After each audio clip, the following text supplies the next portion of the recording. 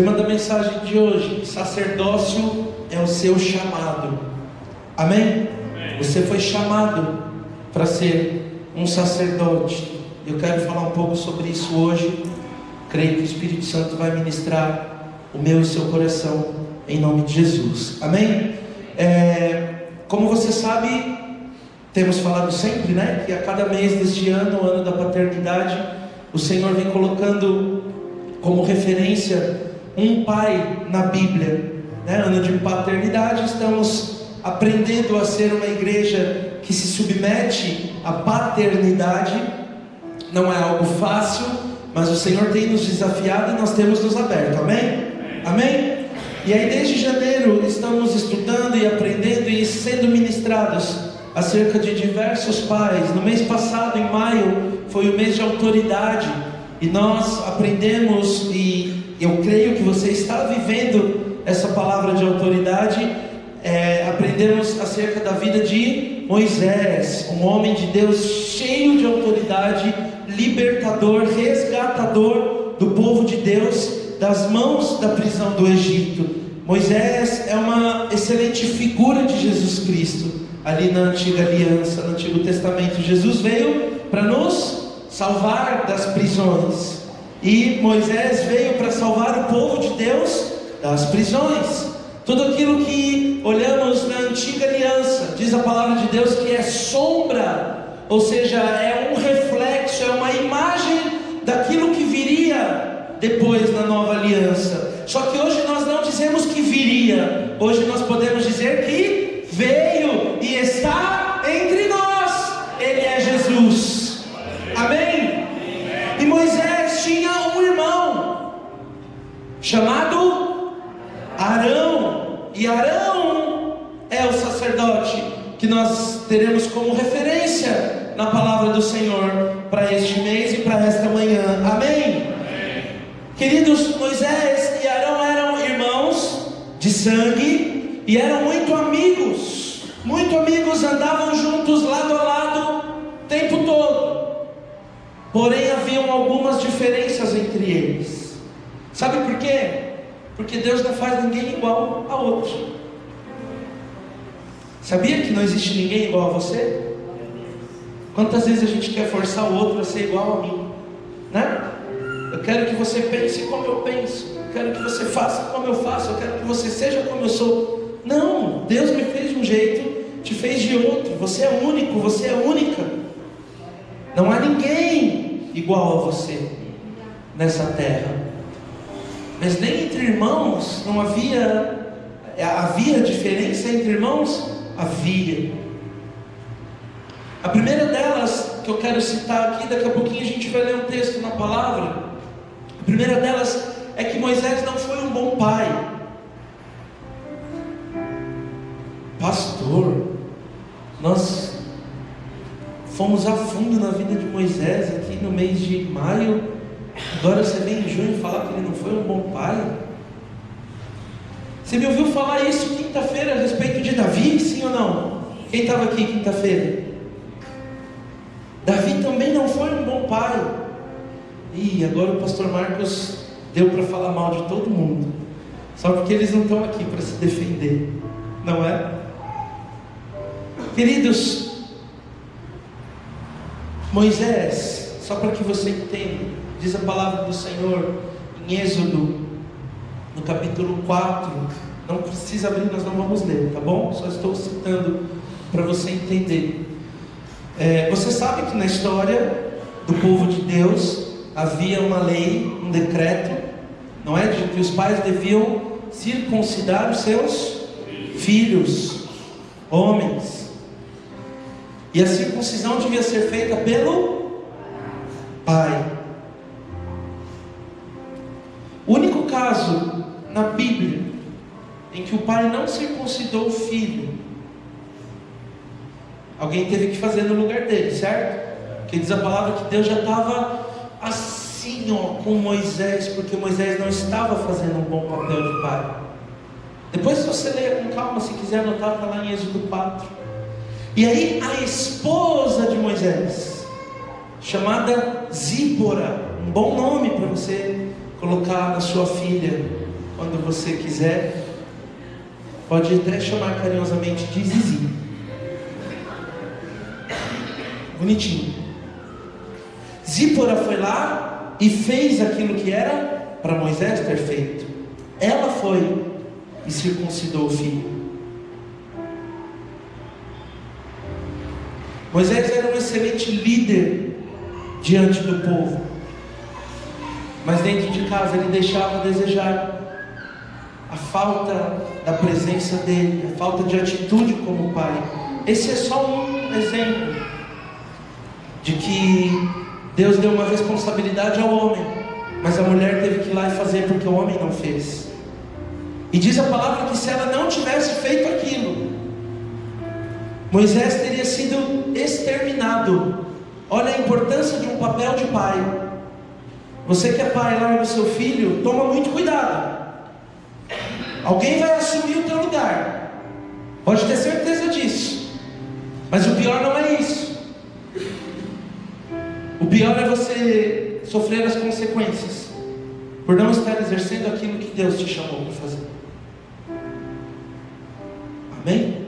Amém. Mas pastor, o meu pai foi ausente comigo e isso se reflete em mim, por isso que eu sou assim. Aceita a cruz de Cristo sobre a sua vida. Muda essa história a partir de agora. Amém.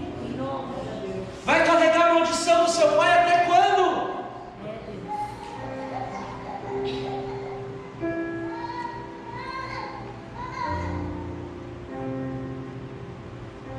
Moisés tinha 4 filhos.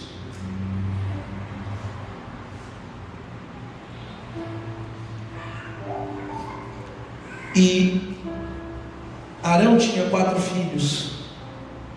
Moisés tinha 2 filhos. Arão tinha 4 filhos.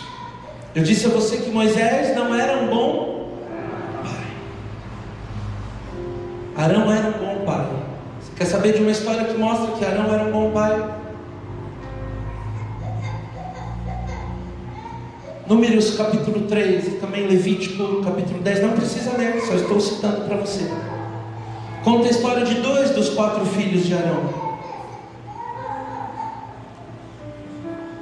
Ele tinha 4. Dos 4, 2 num determinado momento morreram. Diz a palavra que eles eram sacerdotes, porque eles eram filhos de sacerdote. Arão era sacerdote, amém? Amém? Você está aqui comigo ou não? Você já está viajando por aí? Está aqui? Arão era sacerdote e os seus filhos também exerciam o chamado junto com ele. E 2 dos seus filhos, ali no exercício do seu chamado, do seu ministério, morreram, foram fulminados. Diz a palavra que eles apresentaram diante do Senhor um fogo estranho. Você sabe o que isso quer dizer? Eles estavam fazendo exatamente o que eles tinham que fazer como sacerdote, mas o coração deles não estava voltado para o Senhor. Eles faziam tudo o que eles faziam, e naquele momento o coração deles estava voltado para eles mesmos. E a palavra do Senhor diz em Isaías 42:8 que a glória do Senhor Ele não dá para ninguém.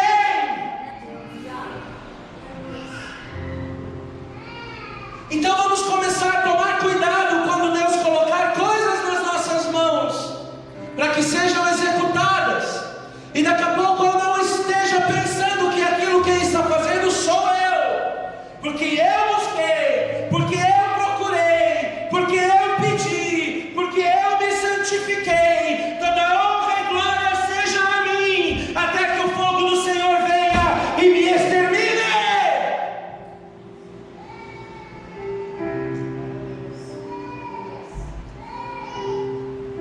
Sacerdócio é o seu chamado, não é o seu nome. Ninguém vai sair daqui no final do mês de junho com um crachá escrito sacerdote.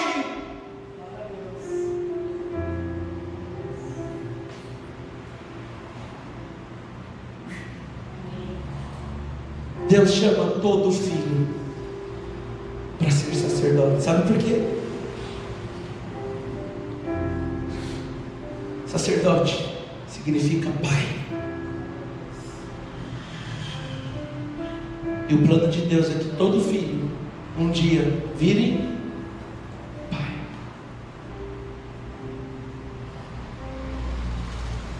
O desejo de Deus para o homem é que toda a herança vire paternidade.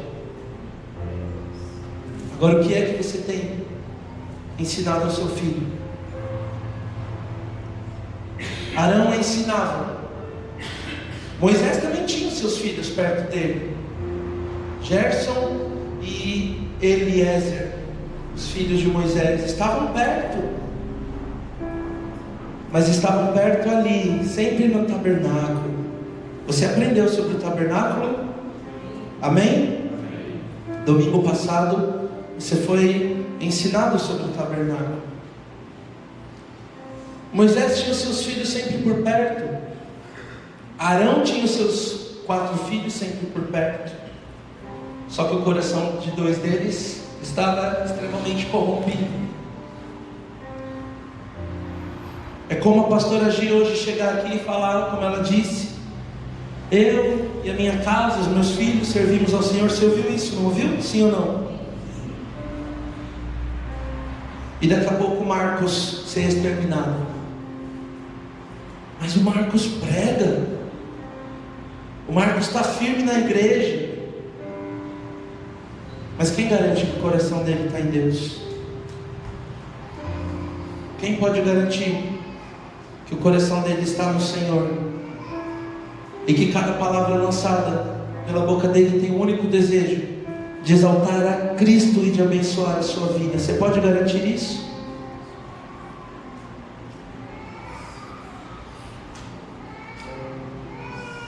O Senhor tem estabelecido um novo tempo de sacerdócio nesta casa. E não faz sentido nenhum se esta unção não alcançar a sua vida e através da sua vida alcançar a sua casa. Amém, queridos? Amém? Diz a palavra que lá em Levítico, no capítulo 10, que quando Nadab e Abiú, os filhos de Arão, morreram. Olha aqui para mim, queridos. Quando Nadab e Abiú, esses 2 filhos de Arão, morreram, ele passou um dia inteiro em silêncio na porta do tabernáculo, sem conseguir fazer o trabalho dele, que ele precisava fazer. Então vamos ter uma conversa séria aqui. Ele era sacerdote, amém? O que o sacerdote fazia diariamente? O que o sacerdote fazia diariamente lá no tabernáculo?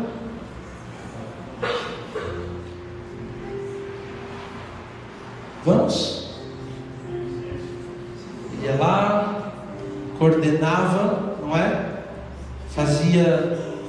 Liderava, fazia a frente de todo o processo que acontecia lá, de sacrifício, né? Então o povo trazia os animais para o sacrifício, para queimar, e o sacerdote tinha o papel de estar lá, representando a Deus. O sacerdote não tinha nele a presença de Deus. Você sabe que a presença de Deus habitava na arca, e a arca só ficava dentro do Santo dos Santos e ninguém podia tocar nela. Você sabe disso, amém? Você aprendeu isso. A palavra diz em Êxodo, no capítulo 25, que Deus falou para Moisés: olha, coloque 2 querubins em cima da tampa da arca, e no meio desses 2 querubins eu vou vir e vou falar com você tudo o que você deve dizer para conduzir o meu povo. Esse foi Moisés.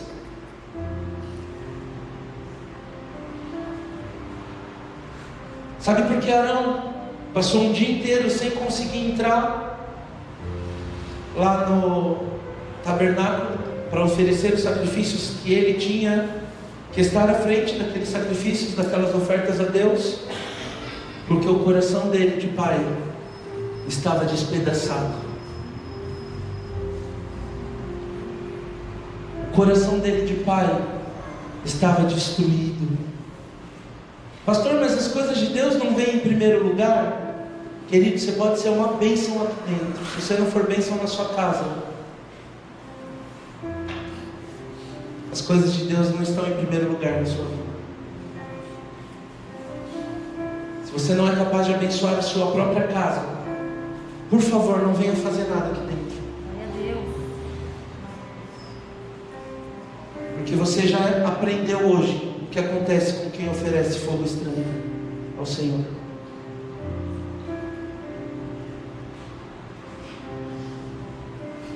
Amém? Palavra séria? Pastor, eu queria receber a unção do sacerdócio. Eu queria vir na igreja que o pastor pôr a mão na minha cabeça e vinha um fogo poderoso e eu senti algo diferente e saí daqui pulando, saltando e rodando por uma semana maravilhosa.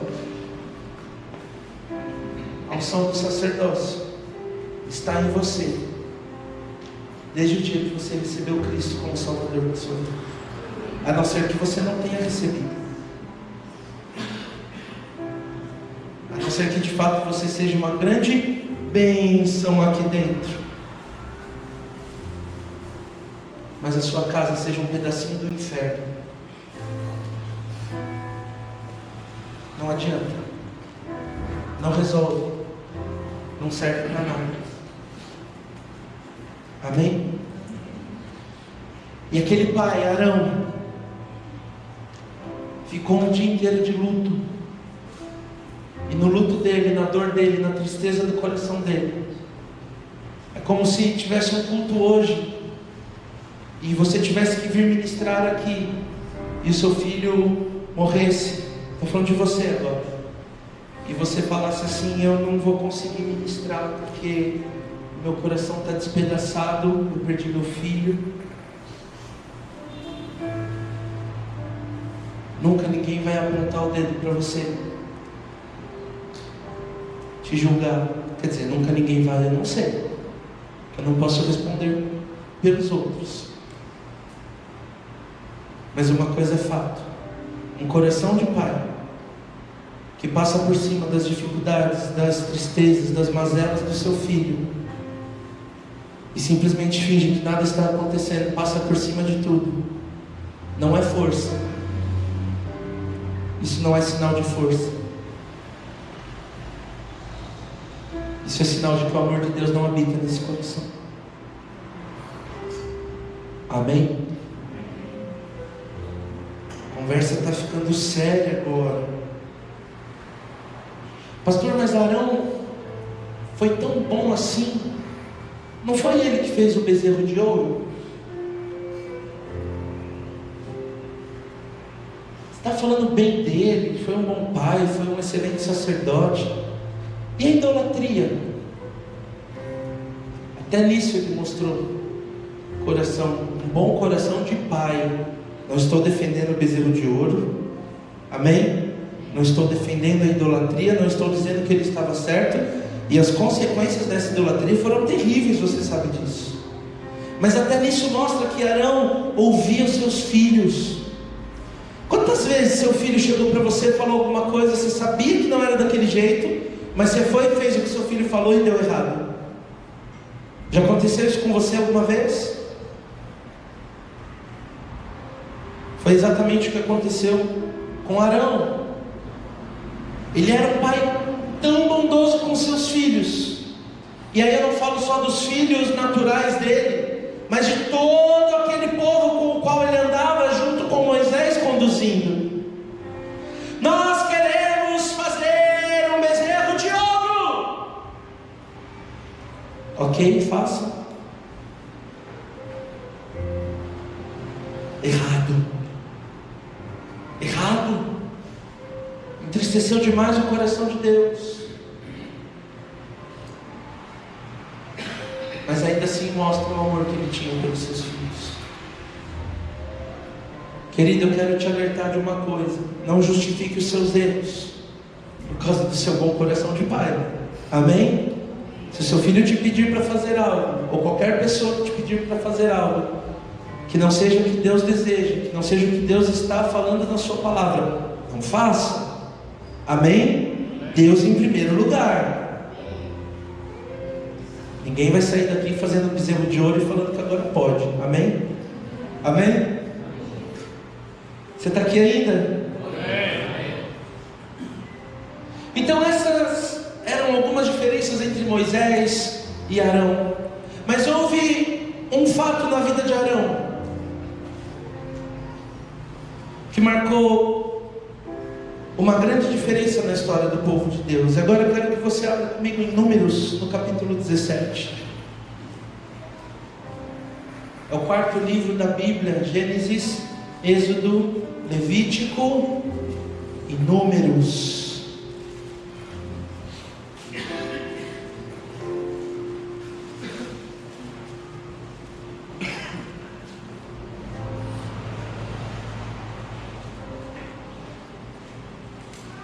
Números 17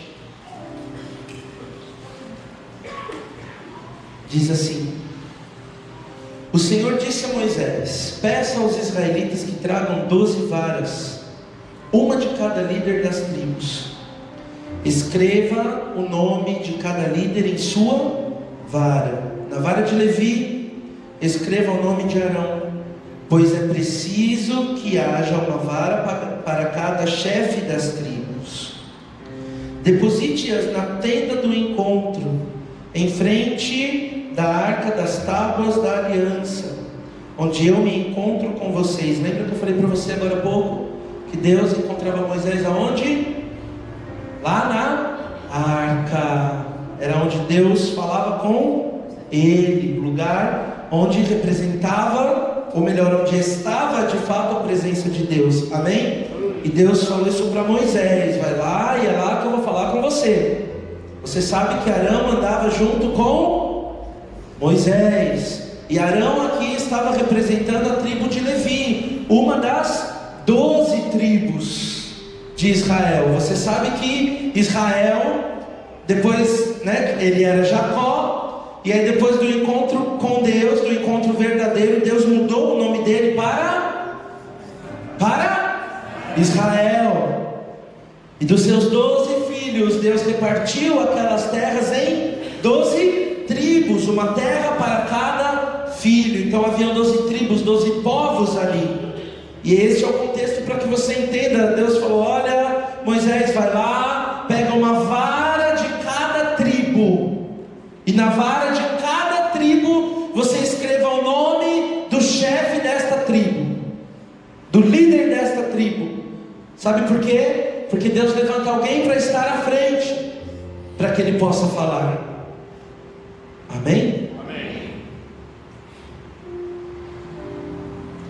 Versículo 5: a vara daquele que eu escolher florescerá. Diga: eu escolher. E eu me livrarei dessa constante queixa dos israelitas contra vocês. Assim Moisés falou aos israelitas, e seus líderes deram-lhe 12 varas, uma de cada líder das tribos, e a vara de Arão estava entre elas. Moisés depositou as varas perante o Senhor. Perante quem? Senhor. Aonde que o Senhor estava? Perante o Senhor, na tenda que guarda as tábuas da aliança. Já vou falar dessas tábuas também. No dia seguinte, Moisés entrou na tenda e viu que a vara de Arão, que representava a tribo de Levi, tinha, o que aconteceu com ela? Tinha brotado, produzindo botões e flores, além de amêndoas maduras. Então Moisés retirou todas as varas da presença do Senhor e as levou a todos os israelitas. Eles viram as varas. Eles viram as varas, e cada líder pegou a sua. E o Senhor disse a Moisés: ponha de volta a vara de Arão em frente da arca das tábuas da aliança, para ser guardada como uma advertência para os rebeldes.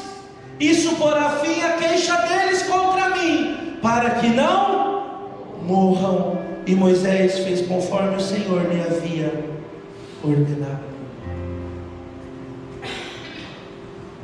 O texto está tão claro, sim ou não?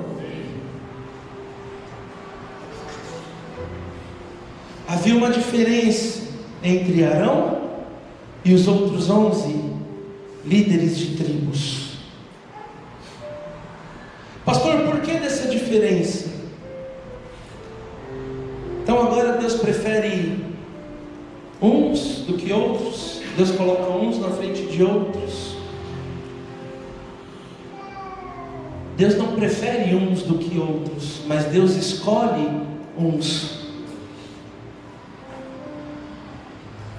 para que sejam representantes dele nessa terra. Por isso diz a palavra do Senhor em Efésios, capítulo 4, versículo 11: Ele mesmo, Ele quem? Diga, Jesus. Ele mesmo deu uns para apóstolos, uns para profetas, uns para evangelistas, outros para pastores e mestres. Quem foi que escolheu? Quem foi que chamou? Todos são apóstolos? A palavra faz essa pergunta. Todos são profetas? Todos são evangelistas, pastores, mestres?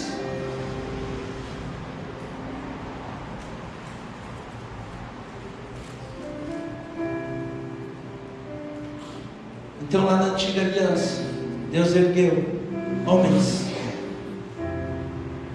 para que representassem diretamente Deus nessa terra. Na nova aliança, Deus estabeleceu homens. Quando eu digo homens, estou dizendo homens e mulheres, amém? Para que exerçam o chamado ministerial e estejam à frente da igreja aqui nessa terra. Mas há uma diferença, queridos. Já volto a falar de Arão. Lá na antiga aliança, Deus não habitava no coração do homem como habita hoje. Hoje você não precisa que um sacerdote faça sacrifício por você para que você se aproxime de Deus. Hoje você não precisa que alguém pegue na sua mão e diga: eu vou fazer o sacrifício que vai te salvar. Sabe por quê? Porque hoje é você que pega na mão daquele que fez o sacrifício para te salvar. Hoje é você que aceita o sacrifício que já foi feito na cruz, para que você seja livre. Esta é a graça.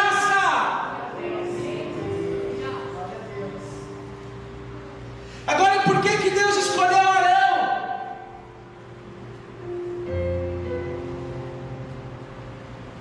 Responda assim: porque Ele escolheu.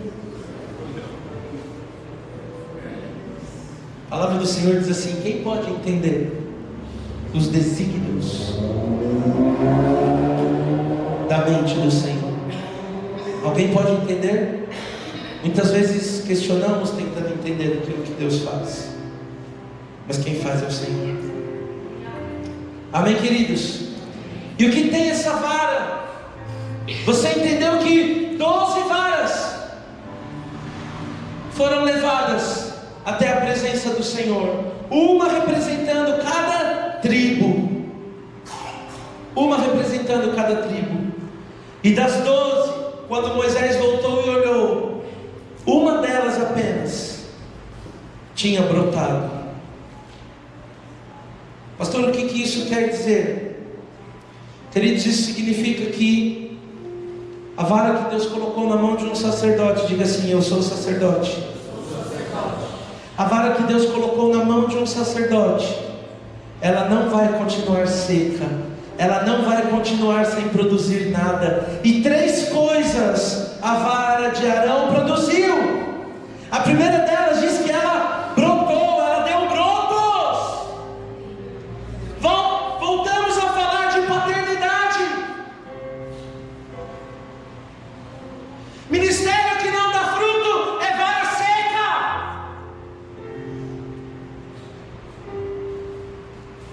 Igreja que não dá fruto é vara seca. E a palavra diz no livro de João, no capítulo 15, que a vara que não dá fruto será cortada.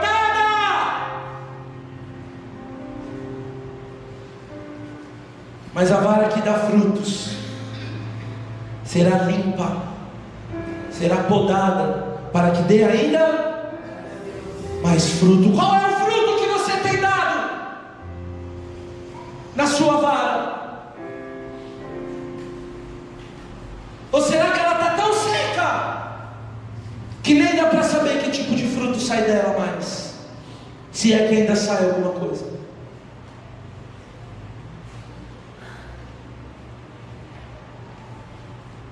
A palavra, quando fala de broto, fala de descendência.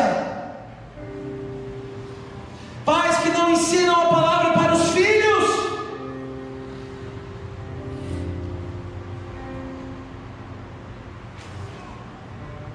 Pai que não ensina ao filho a amar a Deus. A vara está seca. Pai que não senta com o filho para ensinar que sexo antes do casamento é pecado.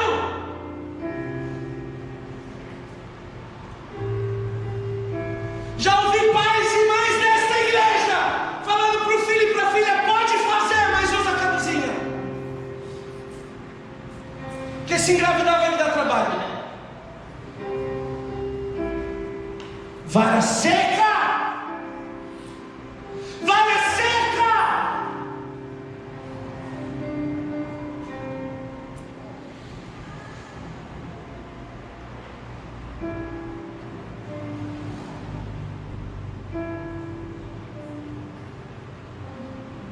Solteiros, pastor, qual é o problema de um beijinho na boca? Fico aqui um dia com um, outro dia com outro, outro dia ali. Para de aliançar a sua alma com o inferno. Aleluia. Para de aliançar a sua vida com Satanás.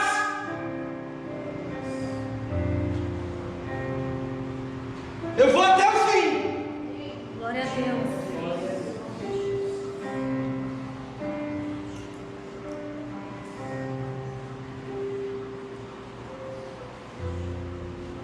Para de fazer pacto com o inferno. Porque Jesus vai voltar.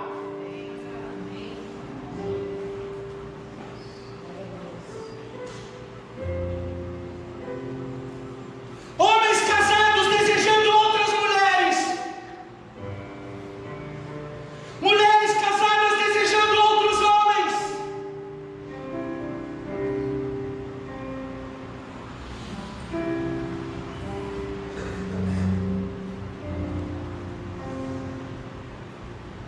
Para de fazer oração de macumba.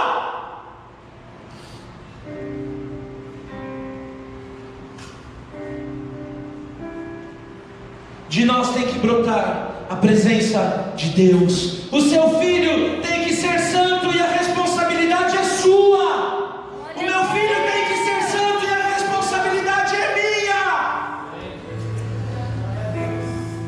Quanto que eu já ouvi? Não vejo a hora do meu filho e da minha filha fazer 18 anos para sair da minha responsabilidade.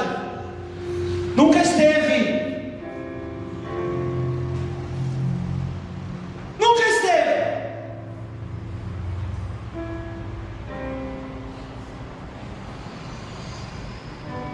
Broto. Brotar fala de descendência, fala de herança. Você quer que seu filho seja promíscuo? Sim ou não? Sim ou não? Então para de ser. Você quer que seu filho fale palavrão? Sim ou não? Então para de falar. Glória a Deus. Você quer que seu filho seja uma bênção? Então seja uma bênção.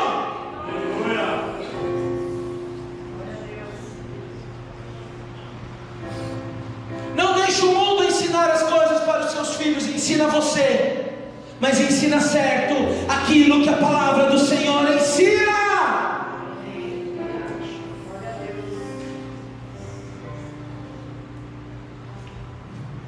Broto fala de descendência.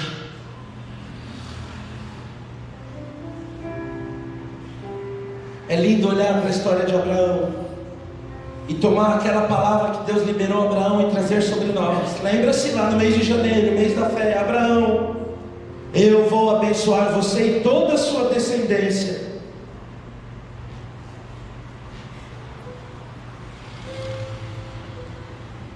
Se Abraão não andasse com Deus, aquela bênção ia ter chegado em Isaac?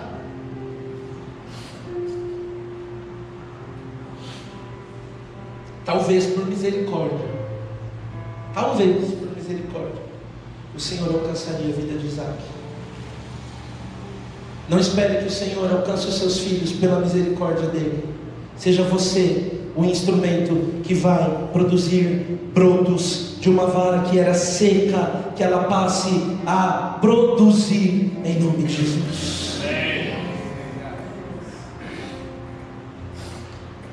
Mês de sacerdócio.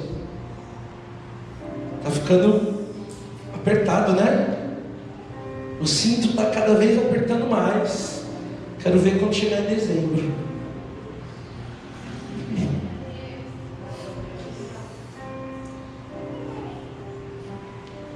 Sei que vários aqui não chegaram. Falo isso com muita tristeza no meu coração.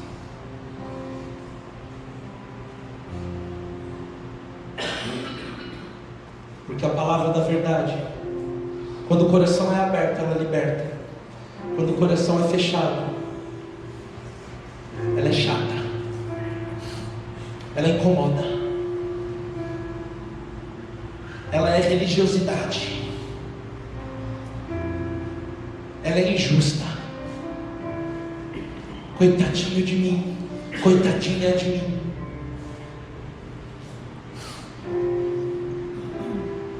Agora tudo mudou. Mudou. E vai mudar ainda mais.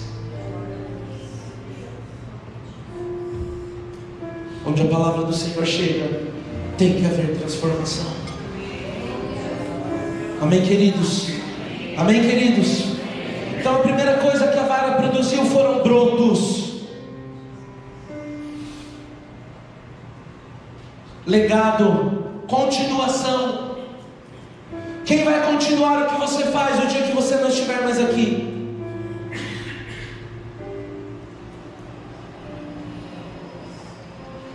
A segunda coisa que diz o versículo 8 que a vara de Arão produziu foram flores.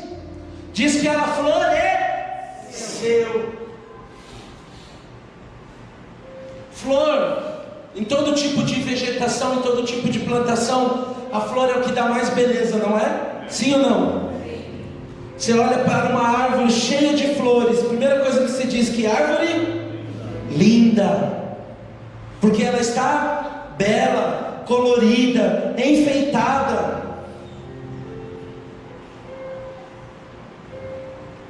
A palavra de Deus, quando fala de flores, está falando de dons. Está falando de dons, de manifestações que embelezam, que tornam belo, que trazem bom perfume, que deixa aquela árvore vistosa. Você precisa ter flores, para que quando o mundo olhar para você, você não seja aquele crente chato, insuportável, ranzinza, mas você seja aquele homem, aquela mulher que por onde passa cura enfermos. Tem sempre uma palavra para abençoar e alegrar o que está triste. Aleluia. Isso é flor, isso é dom, isso é beleza. Aleluia. Não é próprio, não é seu, é de Deus. Deus faz florescer em você.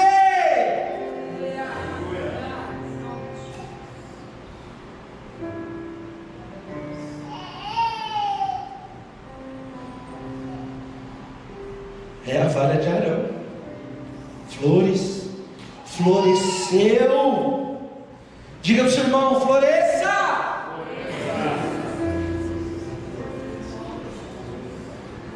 Você tem sido ministrado aqui sobre chamados, sobre dons, sobre capacitação, sobre talentos, sobre manifestações. Deus tem movido, você sabe disso.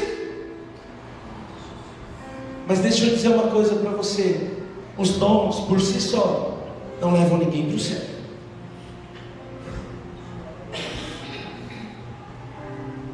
Curar enfermo não leva ninguém para o céu. Falar em línguas não leva ninguém para o céu.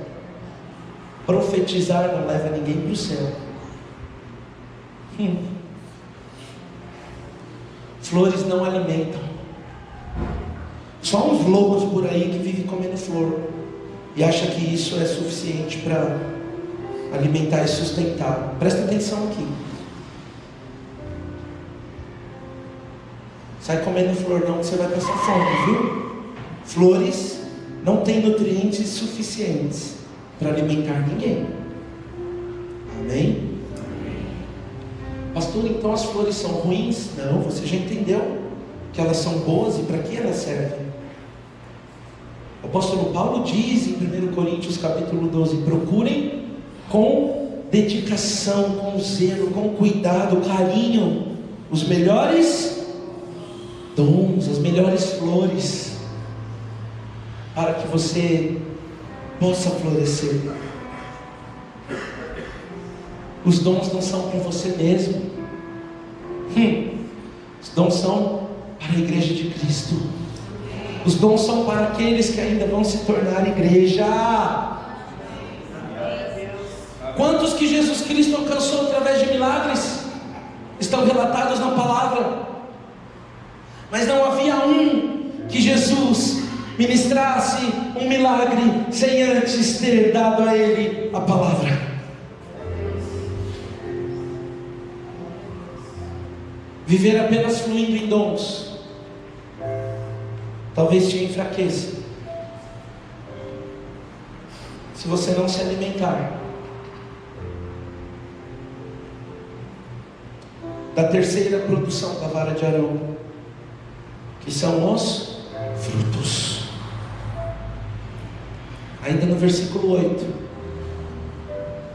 diz que deu amêndoas. Amêndoas o quê? Você leu lá comigo, não leu? Maduras. Olha Deus nos chamando para um tempo de maturidade. Olha Deus nos chamando para um tempo de maturidade. Amêndoa é um fruto.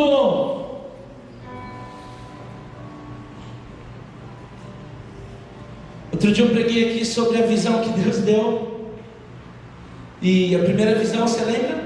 Era uma vara de amendoeira. Quem estava aqui? Foi numa quinta-feira, se não estiver enganado. Vara de amendoeira.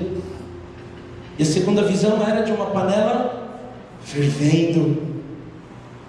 Pois procura, se você desejar ouvir essa ministração. Foi há 1 mês, 2 meses atrás. A vara de amendoeira. O que aconteceu lá com Arão? A vara, que era uma varinha seca, virou uma grande vara de amendoeira. O fruto, querido, é o que alimenta. O fruto é o que sustenta. Não há como falar de fruto sem falar de Gálatas capítulo 5, versículos 22 e 23. Agora tem uma coisa. Você sabe o que diz lá em Gálatas, sim ou não? Mas o fruto do Espírito é, vamos, amor. Vamos, amor, alegria, paz, paciência, bondade, benignidade, mansidão e domínio próprio. Se você não sabe disso, está na palavra. É só ler. Não, não é só ler, tem que praticar. A árvore dá o fruto para ela mesma? Sim ou não? Um pé de manga se alimenta da própria manga? Eu estou querendo ter amor por mim mesmo. Eu quero ter paciência comigo mesmo. Eu quero ser bondoso comigo mesmo. errado esse negócio. Jesus Cristo nos ensinou que Ele veio para servir e não para ser servido.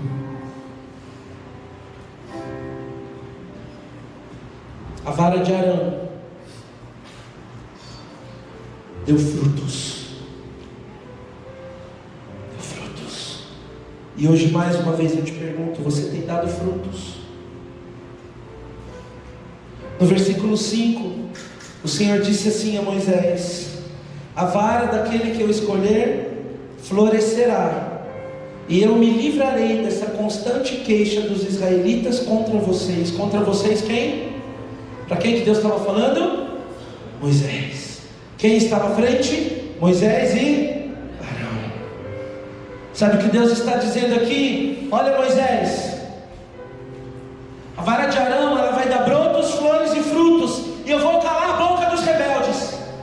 Eu vou mostrar que eu sou Deus na vida de vocês, e aqueles que se levantarem contra vocês morrerão.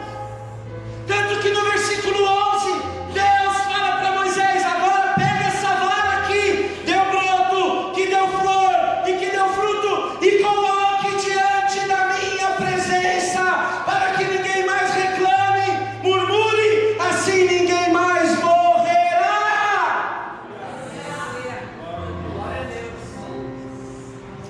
Murmuração não só atrasa a bênção de acontecer, murmuração mata, destrói. Quando você fala contra o seu irmão, você está caminhando para a morte.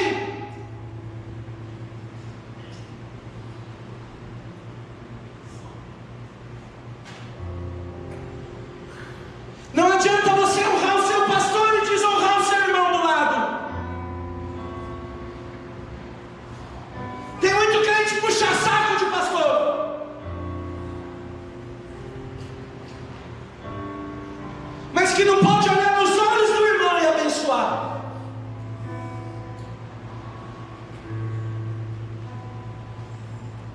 Ao mesmo tempo que tem os puxa saco de si mesmo. Esse não honra nem o pastor. Que tristeza. Vara seca, murmuração, está caminhando para a morte. Mas há uma oportunidade, querido. Há uma oportunidade de mudança. Há uma oportunidade para que essa vara seca comece a florescer, a brotar, a dar frutos. Ninguém vai fazer isso por você. Ou você toma a sua posição de sacerdote, ou você não vai alcançar aquilo que Deus tem falado a respeito da sua vida. Eu tenho dito sempre aqui, não é meritocracia, é graça, é favor que nós não merecemos. Mas não há graça se não houver submissão. Deus dá graça aos humildes, diz a palavra do Senhor, mas resiste aos soberbos. Amém? Se falta humildade, não tem graça.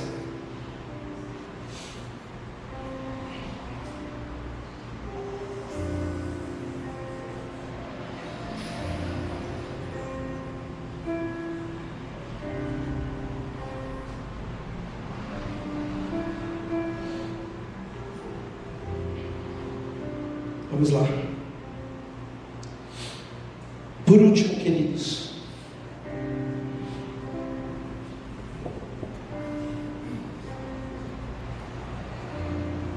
você aprendeu, você ouviu na última semana o apóstolo ministrando a palavra sobre o tabernáculo.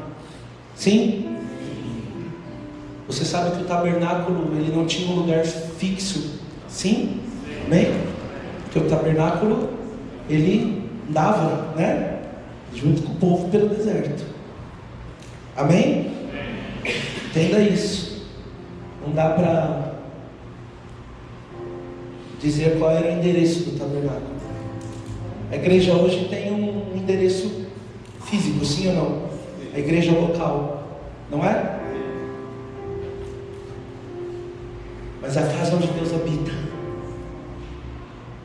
se move, não tem endereço fixo. Aleluia. Amém? Você é a casa onde Deus se move. Lá Deus habitava no Santo dos Santos, dentro da arca. 3 coisas o Senhor colocou na arca. Eu disse hoje a você que eu falaria sobre as tábuas, sim ou não? Dos 10 mandamentos. 3 coisas o Senhor ordenou que fossem colocado na presença dEle.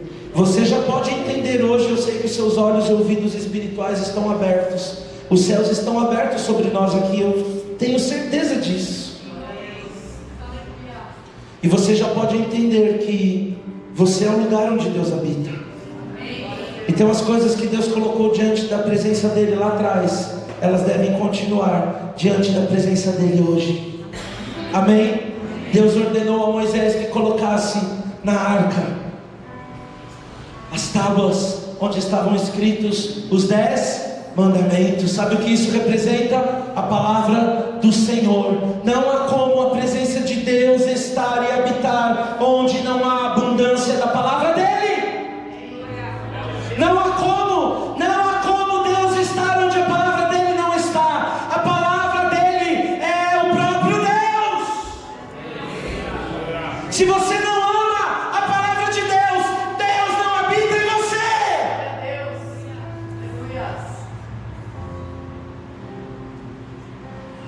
Porque Deus não muda.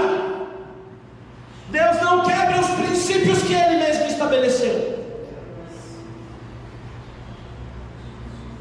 Se você não tem prazer na lei do Senhor e não medita nela dia e noite. Conhece o Salmo 1? Então você não será como a árvore plantada junto a ribeiros. Você não dará os frutos na estação certa. As suas folhas cairão. E tudo o que você fizer não prosperará. Pastor, você está liberando uma palavra de maldição sobre a igreja? Não. Eu estou dizendo que o seu prazer tem que estar na palavra do Senhor. E aí sim, pois será como a árvore plantada junto aos ribeiros de água, que dá o seu fruto na estação certa, cujas folhas não caem, e tudo que ele fizer prosperará.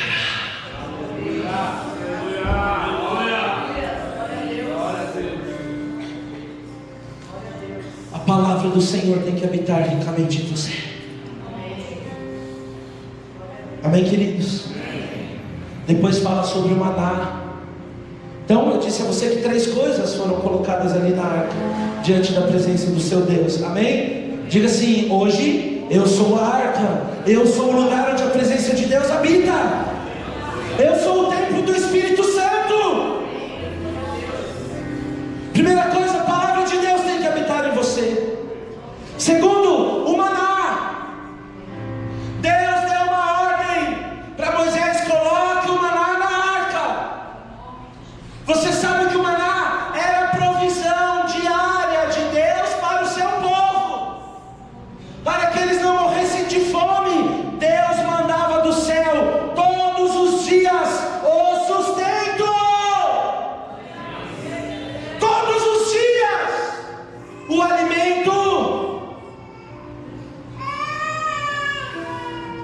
E Deus ordenou que o pão, o maná, o alimento, o sustento fosse colocado ali onde estava a presença dEle. Sabe o que isso significa? A palavra de Deus profetizando sobre você, que se Deus estiver em você, se a presença do Espírito Santo habitar em você, não vai faltar provisão.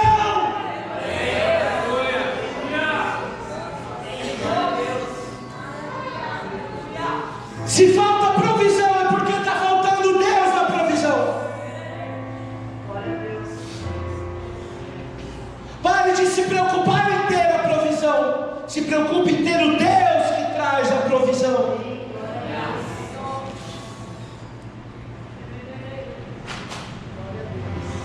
E sabe qual era a terceira coisa que Deus ordenou a Moisés que colocasse ali na arca? Eu já disse agora há pouco. A vara de Arão.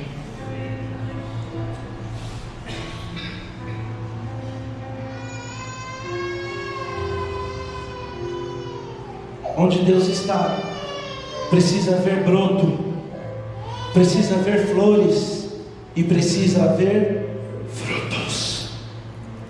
Muito bem, sejam todos bem-vindos ao mês do sacerdócio.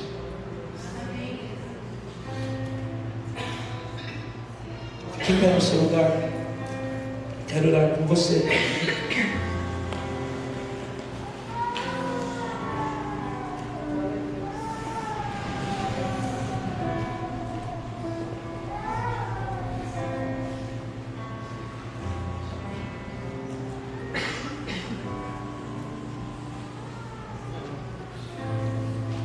Antes de orar, eu quero te dizer algo.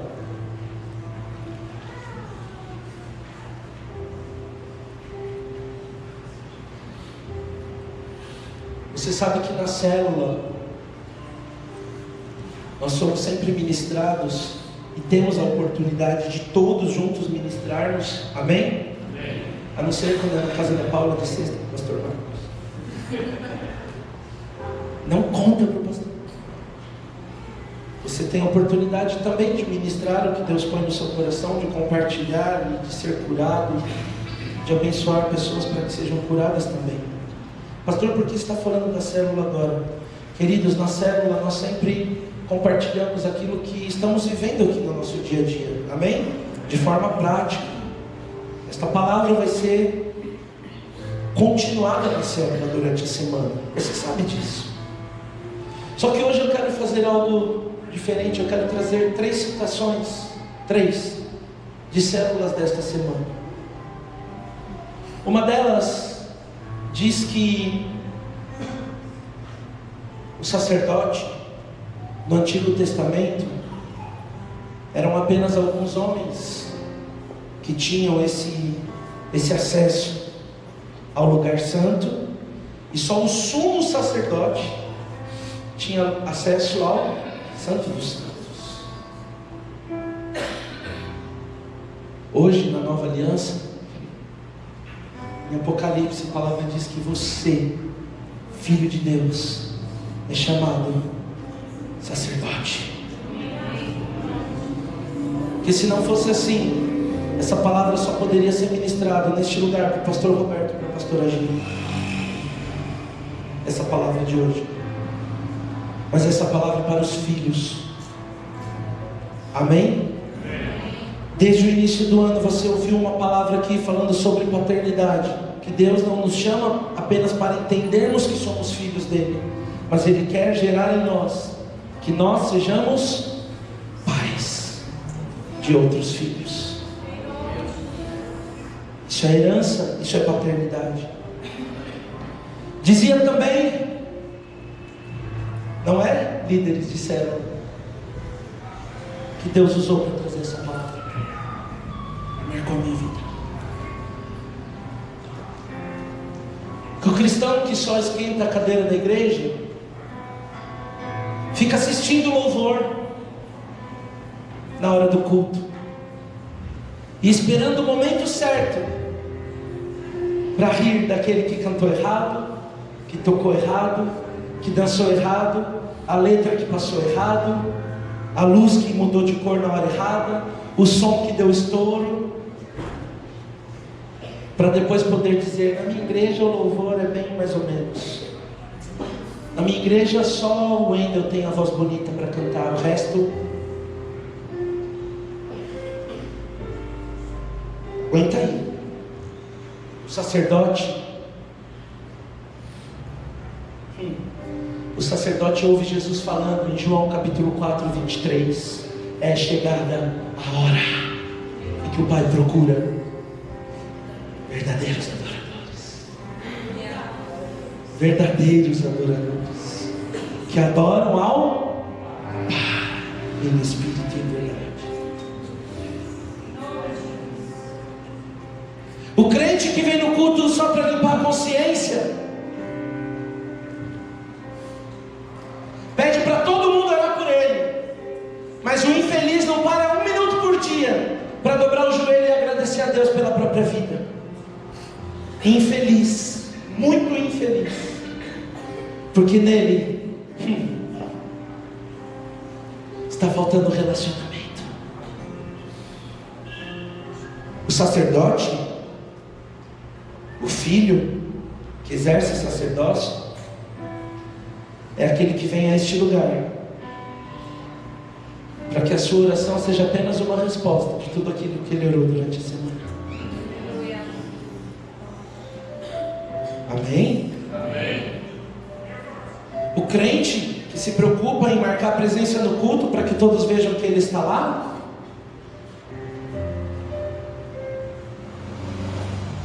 vive indo atrás do profeta, para que o profeta fale aquilo que Deus tem para ele. O sacerdote, o verdadeiro filho que exerce o sacerdócio, é aquele que tem sempre a palavra habitando ricamente no seu coração. O filho, não vou falar do filho daqui a pouco. O crente que vem para a igreja se preocupar em mostrar que está aqui, ou simplesmente cumprir a sua obrigação de cultuar ou de participar de um evento ou de uma escala da igreja, que ainda vai empurrado e depois sai falando mal, é aquele que vem e olha para o templo, para as paredes, como se esse lugar fosse sagrado, santíssimo, e só aqui Deus se manifestasse. Não entende que o seu quarto é o lugar mais secreto onde Deus quer falar com ele. Mas o filho, o sacerdote, que exerce o chamado de sacerdócio, eu disse hoje para você que sacerdócio é o seu chamado, ele entende que ele é o lugar onde Deus habita. Ele entende que nele está o alimento do maná, nele está as tábuas da palavra de Deus, e nele, no coração dele, no lugar onde Deus habita, no lugar santo dos santos, está a plenitude da presença de Deus. Nele está a vara de Arão, a vara que dá broto, que dá flores e que dá frutos.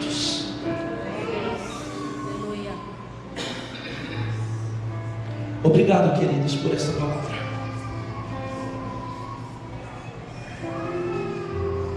Também fomos ministrados nesta semana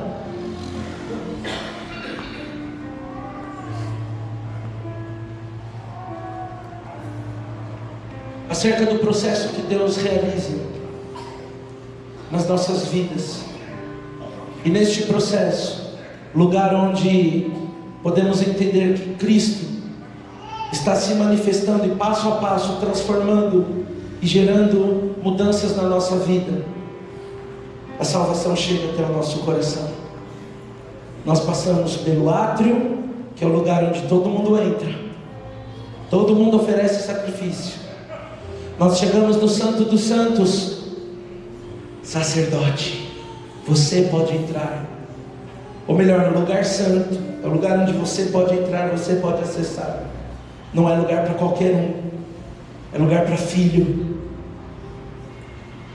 E aprendemos ali também que a separação que havia entre lugar santo e Santo dos Santos era um véu extremamente pesado e grosso, que foi rasgado. Glória a Deus. Aleluia. Hoje, querido, ou você está no lugar de simplesmente oferecer sacrifícios, ou você já está no lugar onde a presença de Deus se manifesta liberalmente. Glória a Deus. A escolha é sua. Se você é aquele que vem para o culto como um grande sacrifício e uma grande obrigação, ou se você vem neste lugar para exercer sacerdócio e para manifestar a presença do Deus vivo e poderoso. E por último, ontem na célula de jovens fomos ministrados acerca de 2 homens. Um deles, na verdade, duas situações. A primeira delas, um grupo de sacerdotes, estou falando, que incriminaram Jesus e o condenaram a ir para a cruz. Claro, o papel do sacerdote é mandar o cordeiro para ser sacrificado pelos pecados.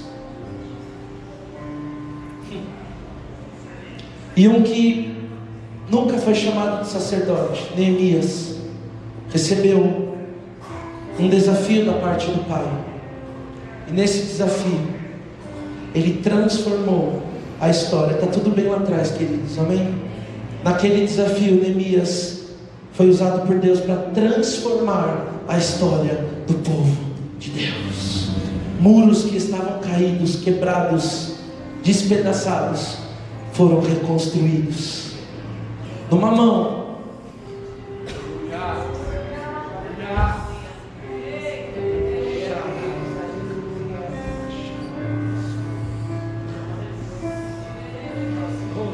não permita, queridos, que essa arma nunca esteja na sua mão. Não permita mais, a partir de hoje, que você esteja desarmado em qualquer momento da sua vida. Obrigado, irmãos, pelo carinho, pela paciência de vocês em se prepararem para nos ministrar na célula. Obrigado. Vocês fazem a diferença nesta casa.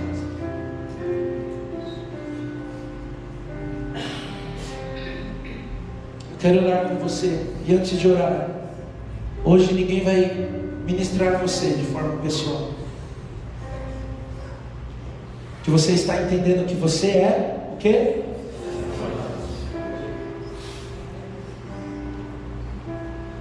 Não há problema nenhum em alguém ministrar a sua vida, amém?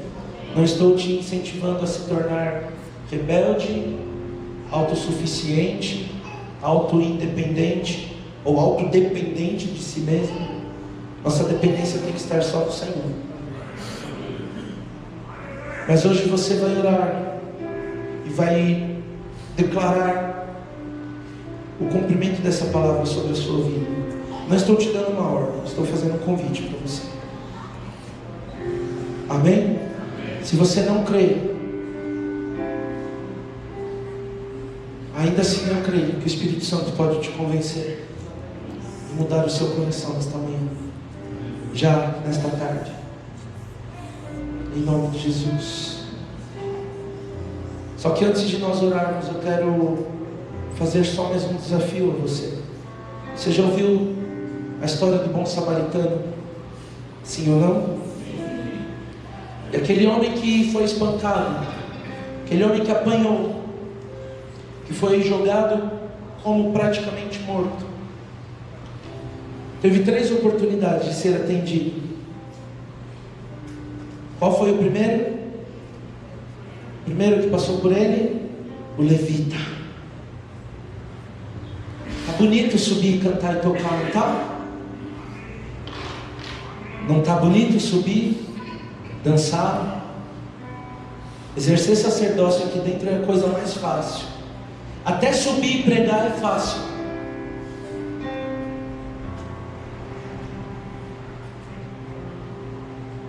Passou direto por aquele que precisava.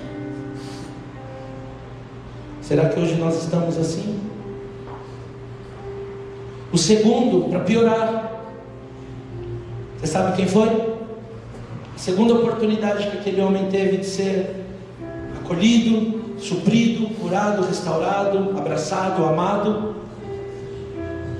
Agora é o sacerdote. Vamos exercer sacerdócio. Estamos no mês de junho, ano da paternidade. Passou direto.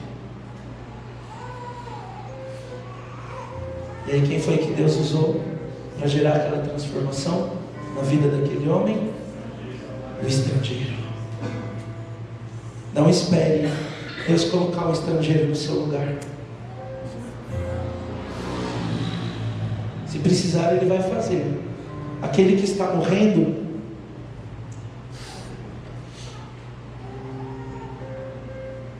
pode até ser alcançado por outro, mas é você que Deus quer usar para alcançar essa vida. É você que Deus quer usar como sacerdote para gerar transformação aqui. Pare de falar mal do seu irmão. Pare de reclamar da sua igreja. Pare de desonrar o seu pastor. Pare de desonrar a sua esposa. Pare de desonrar os seus filhos, os seus pais. Pare de desonrar o seu patrão. Glória a Deus.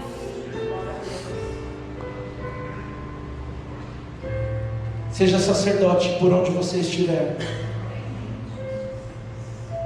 Eu preguei por 1h10. Quero te agradecer, porque você não está me ouvindo.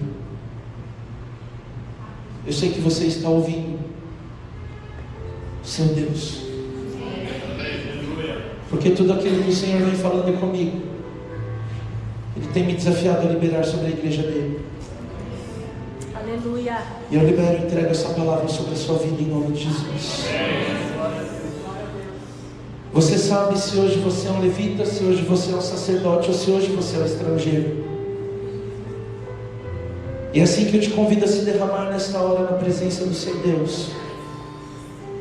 E com toda a liberdade, da forma como você quiser e como vier ao seu coração. Eu te chamo nesta hora para que você fale com o seu Pai. Eu te convido nesta hora para que você faça a sua oração. Em nome de Jesus Cristo.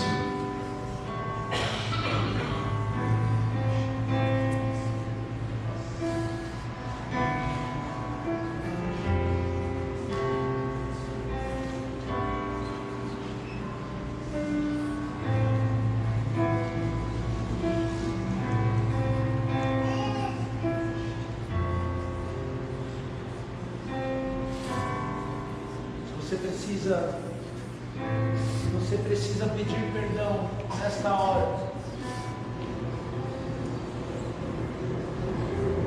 por algo que você tem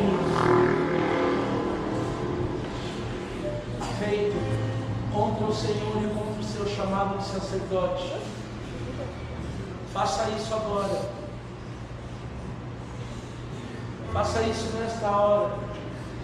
Você tem plena liberdade, querido. Plena liberdade. Para que o Espírito Santo se mova no meio do seu coração, no meio da sua vida. Você ouviu muitas coisas hoje, você recebeu muitas informações. Mas eu espero que aquilo que mais falou no seu coração venha produzir em você um renovo, venha produzir em você um broto, venha produzir em você legado, herança, continuidade naquilo que Deus começou através da sua vida.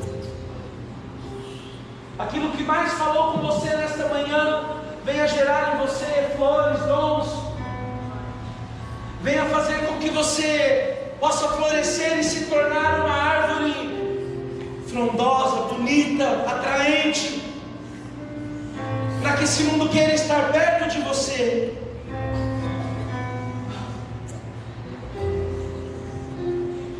Mas essa é a presença de Cristo, não é algo que é seu.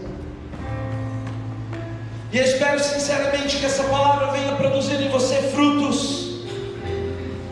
O que mais tiver marcado o seu coração, venha produzir em você frutos, frutos de alimento, frutos de sustento, frutos da graça do Pai.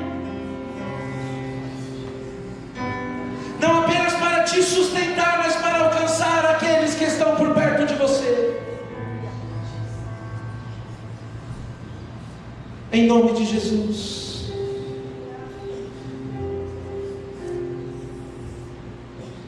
Não saia da presença de Deus. Não saia nunca do Santo dos Santos, o lugar onde Deus te chamou, para que você esteja. Seja cheio do Espírito Santo, seja transbordante desta presença, seja cheio e transbordante desta graça, em nome de Jesus. Amém. Amém, queridos. Deus abençoe sua vida. Mais uma vez, obrigado por você estar aqui hoje. E saiba que até o final desse mês, essa é a palavra que o Senhor vai continuar ministrando ao nosso coração. O cinto está apertando.